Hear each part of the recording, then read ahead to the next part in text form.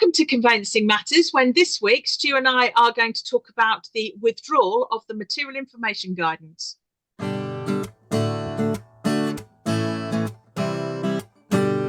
Welcome to Conveyancing Matters with Lorraine and Stu. Join us for a chat about all things property. Hello Stu, how are you? Yeah, I'm good, Lorraine. How are you? Yeah, I'm all right, thanks Stu. As I said in the intro, Material Information Guidance withdrawn by trading standards. I mean, for people, property lawyers and property professionals who've been in a cave for the last two years, trading standards November 2023 put out this guidance called Material Information Guidance for estate agents. It was supposed to be guidance for, what estate agents should be advertising and putting on the property portals at the point a property went on the market. Always proved controversial. Parts A and B were pretty straightforward, Stu, basic sort of information that you would expect agents to advertise. But of course, Part C was always the problem, because that included a lot of aspects, didn't it, that conveyancers should be doing as part of the conveyancing process, whether it was talking about, particular searches, coal mining, the physical condition of the property, building safety of every property, not just cladded properties, the construction materials. So a very difficult, sort of quite a toxic mix, wasn't it, Stu? No, absolutely, yeah. And of course, there's been a lot of hoo-ha, wasn't there, when it first came in? And as an industry, we try to embrace it, and now it's gone. So can you believe, after all that, the opposition to it, the sort of view that the estate agents had on it, and the reluctance to initially conform and look at material information, and now it's gone. So it's sort of left a bit of egg on our faces, I would say, maybe. Well, I think it has. I mean, so what view? I mean, as I said, material information was very much aimed at estate agents. The requirements were on estate agents. Of course, it was only ever guidance, so there was always that very big question mark as to its legal status. But what attitudes, in your experience, Stu, did quite a large number of estate agents take to those requirements? Well, when you say a large number, I would say it's almost unanimous that the appetite to adopt material information was, it certainly wasn't there. We made a big play with our contacts that this was a chance to sort of get in there early to reduce the timeframes that a transaction took. But realistically, there was just no appetite whatsoever for estate agents to get involved. And ultimately, all the things we said that were wrong with material information, probably estate agents realised was correct, i.e. the fact that they would be, for want of a word, advising, talking to clients on parts of the process that were legal related.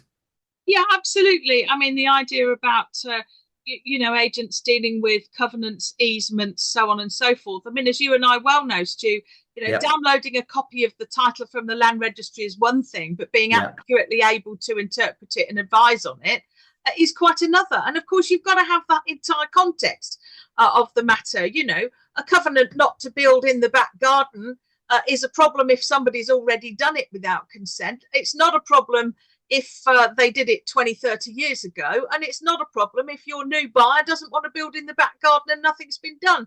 It's all about context, isn't it? It is. And of course, this brings into play instructing the lawyer at the onset, which of course, in theory, is a great idea. But in practice, it was never going to happen. Lawyers were never going to do work, help with the, completion of forms, etc., without sort of, basically being paid. And why would we go on risk in terms of our indemnity and advising, before potentially even having that liability of a bill being paid? Yeah, that was always the thing that baffled me, the expectation that in some way conveyancing firms would get involved as a bit of a lost lead. Well, come and see us first to fill in your material information form and provide this information, as you say, without effectively knowing that you've got the retainer. I mean, I was on the one hand, I was always baffled by that, but I was always deeply insulted by it, because actually the advice on these issues, the title, the planning, etc., these are absolutely central points that conveyancers advise on.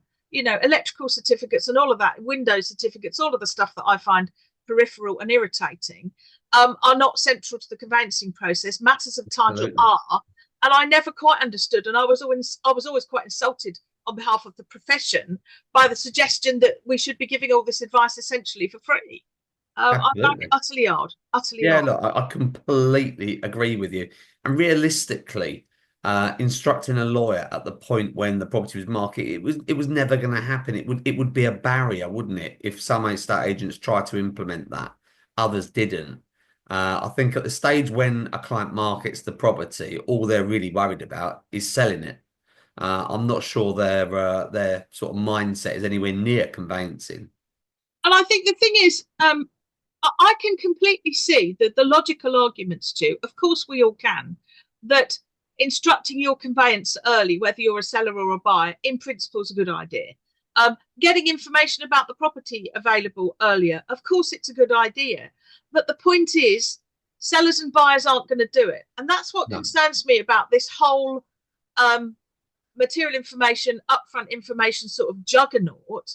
Nobody is saying that information earlier in the transaction is a bad idea, but it's all based on the fact that and the assumption that seller and buyer clients want to instruct their property lawyer earlier, and as you've said before, that the agent will encourage them to do so. And the fact is they won't, and until it's mandated, and I don't think the government's ever going to go there, we're always going to have that fragmented market. So if you've got a local agent, Stu, beetling away and getting the lawyer advised early, which by definition is going to hold that transaction up, you're going to have somebody else down the road. Surely you're going to have an agent down the road saying, hey, to sellers and buyers, hey, come to us. We can get this all happening more quickly. We could go on all day talking about this because, of course, if there are chains involved, then you need everybody to partake in that, because if, one person does, the rest of the chain doesn't, then it doesn't work anyway. And, it's always perceived that it's a silver bullet for time. But I'm not sure, and we said about what appetite, do actually buyers want to know all of that upfront information? I'm not sure they do. I think there's a lot of limited, I think the information a buyer wants is quite limited. They want to know, can they afford it? And it's about falling in love with the property at that early stage. So whether material information is that silver bullet, which is going to speed up the transaction, I still very much doubt anyway. I have to say I do. And I know if there were sort of, upfront information sort of proponents here, they would be saying, but buyers need to know about the negative things earlier, because then if they've fallen in love with it, that they don't make so much emotional investment. And I do completely understand and accept that argument, isn't there? I think save for the fact that most buyers don't want to pull out if there's a problem with a covenant. Most people will withdraw from a transaction either because they can't get financing, or because they change their mind, or because their personal circumstances change. And no amount of upfront information, I think, is going to make any difference to that. But the material information, I mean, trading standards sort of withdrew it because the Competition and Markets Act was withdrawn, new statute in, therefore new requirements. I think, though, what was a shock, clearly to many, as I've sort of, and organisations, agents in particular, I saw a lot of agents on the 8th of May expressing sort of massive surprise that the information, material information, had been withdrawn, seemingly with absolutely no notice by trading standards. But of course, I've got to say, I think the Law Society has been left on the back foot. I mean, the Law Society has had an absolute pounding regarding material information anyway, because of course, as we know, Stu, they picked up material information as put out there by trading standards. They rehashed the property information form 5th edition during 2024, had a massive backlash from the profession. They were going to make it mandatory, but realised that they couldn't and said, oh, well, firms can still use property information form edition 4 or edition 5. But interestingly, the Law Society has put on its website, and I quote, on the 8th of May, National Trading Standards Estate and Letting Agency unexpectedly announced it's withdrawn its guidance on material information. And I quote the Law Soc, "We are urgently seeking clarification from trading standards on what this means for our members and the wider conveyancing profession. We will share updates as soon as we can." So this took everybody by surprise. Yeah. And I find it sort of quite surprising and quite shocking that National Trading Standards Estate and Letting Agency team thought that was an acceptable thing to do. Just I still keep going back to the ethos of what what material information is meant to do. but it's the way it's been implemented. It's just made it much more fragmented, much more complicated to the actual person being the client that's looking to buy and sell. Material information in its context is still a great idea, but it's the volume of information and what's within that that's really important. And what was being purported as being helpful, frankly, probably wasn't. I'm not sure the appetite to know what's in some of those forms was there. No, and I think what concerns me as well is that one of my concerns about material information, and particularly the Law Society's take on it with the now discredited 5th edition, is how many sellers were putting information out there without the benefit of legal advice, which then may lead them straight into a misrepresentation claim. Absolutely. There will be sellers currently being sued, and I know of some because I've had people on courses tell me there are currently people out there being sued for that very thing, for making misrepresentations. So how will they be feeling, quite frankly? Yeah. I just find it a real mess. So I mean, the Law Society said it's going to be ploughing on with its property information form 6th edition. Trading Standards has left estate agents high and dry. So what would your sort of comment to agents be at the moment, Stu? Well, look, I think there are working practices that agents and lawyers can implement that can help the matter going forward. I think working together to collect various bits of information that progresses the transaction at an early stage is important and would help. It's what that information is that's really important, and what's in some of these forms is getting ludicrous.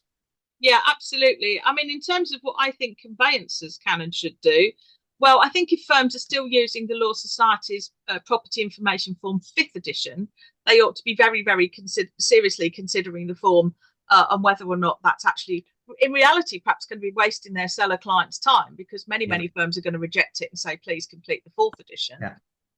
Clearly, they need to be keeping an eye on what the Law Society is suggesting later in the year regarding the 6th edition. And of course, if you're a conveyancing quality scheme accredited firm, keep an eye, because this is going to potentially be imposed on you by the Law Society. But again, my message to conveyancers would be stay up to date, engage with consultations, and check your standard reports, because you need to be careful what your seller and buyer clients are being advised at this state of huge flux, I'd say. Yeah, absolutely. And I think if you are a law firm that is sort of formed those relationships and produced literature, etc., that you provide to your referrers, it's just a case of revisiting that literature and amending it. Still onboarding clients would be a good thing if you could do. Maybe educational pieces that can be provided to a client, which explains things such as ID production and, money laundering documents, all that kind of gumph. Would certainly still be beneficial. So maybe a retake on what you've already branded and produced. Excellent. Well, thanks, Stu. Well, hopefully this little sort of short Conveyancing Matters chat, just to give, our agent and conveyancer sort of contacts and friends some of our thoughts on the withdrawal of material information requirements by Trading Standards will be useful. Maybe some food for thought, Stu. So till next time, I'll see you again. See you again. Bye.